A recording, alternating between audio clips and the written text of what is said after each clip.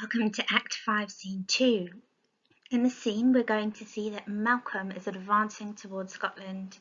He has gained support from England and he is marching on Macbeth's castle.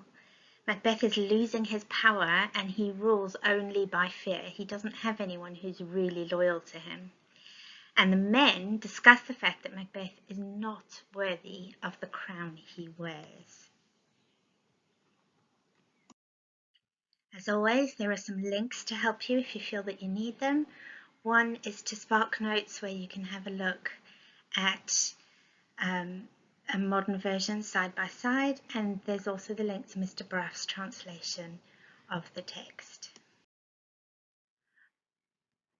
I'd really like you to think carefully about the following things in this scene. First of all, the structure. This and the following scenes are short. There are many scenes in Act 5, but they are really short, and it creates a sense of quickening pace, which is leading up to the climax of the play. It gives the sense of Macbeth's downward spiral as he meets his end, and that kind of sense of loss of control. And this is expected due to the genre of tragedy, and Macbeth needs to suffer the consequences of his actions. It also supports the idea of fate and destiny. Once Macbeth has stepped onto that path of evil, he cannot change the way his future will be played out. We see some more blood imagery in the scene. Look out for when the men discuss Macbeth's guilt or blame for the crimes he's committed. And you'll also see some clothing imagery that comes up too.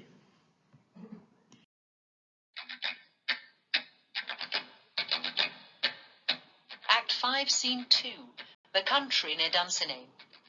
Meanwhile, outside the castle, the English force has gathered.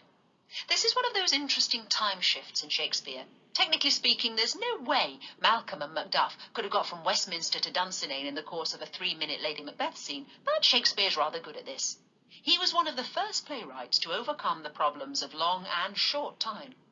By inviting us to contemplate the past in the Lady Macbeth scene, the murder, the knocking at the gate, etc., we get the impression that time has passed. So it's less of a surprise to find there's a large number of English troops ready there to attack.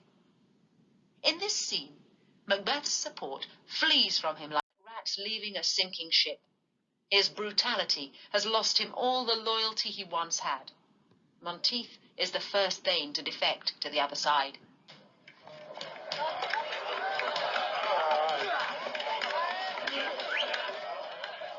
The English power is near, led on by Malcolm, his uncle Seward, and the good Macduff.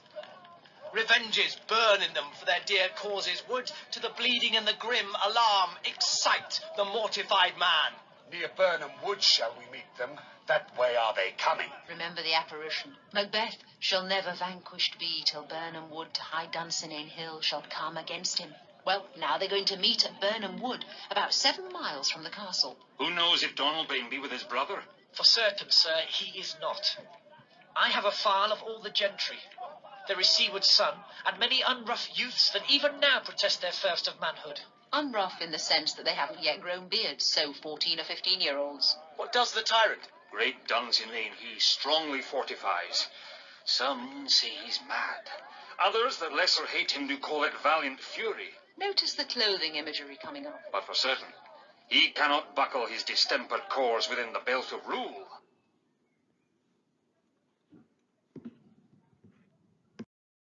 Angus has an excellent speech now with good quotations, in particular the clothing image of Macbeth like a dwarf inside a giant's robe.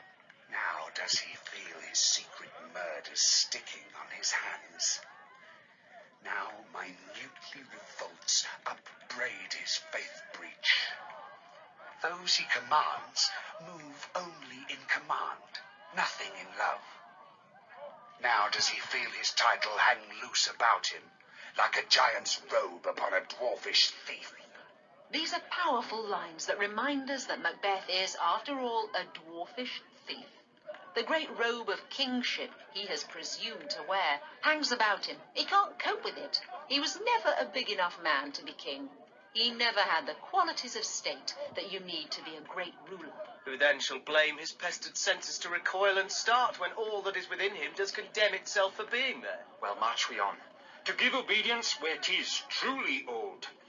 Meet we the medicine of the sickly wheel, and with him pour we in our country's purge, each drop of us. Or so much as it needs to dew the sovereign flower and drown the weeds.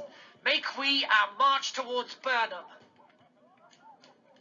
Of all the images applied to Macbeth, this one is the least complimentary. He's merely seen as a weed which needs to be drowned in blood so the sovereign flower can grow. Remember, he was earlier compared to a lion, an eagle.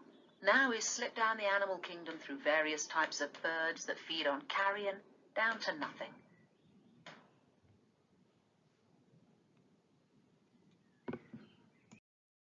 It's important to remember that we learn about characters not only through their actions on stage, but through their inaction too. Macbeth hasn't been actually seen on stage since Act 4, Scene 1.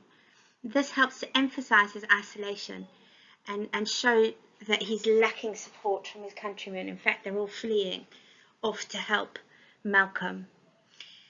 In this scene, much of the speech reveals thoughts and views about Macbeth, and so we learn more about him from what other people say about him.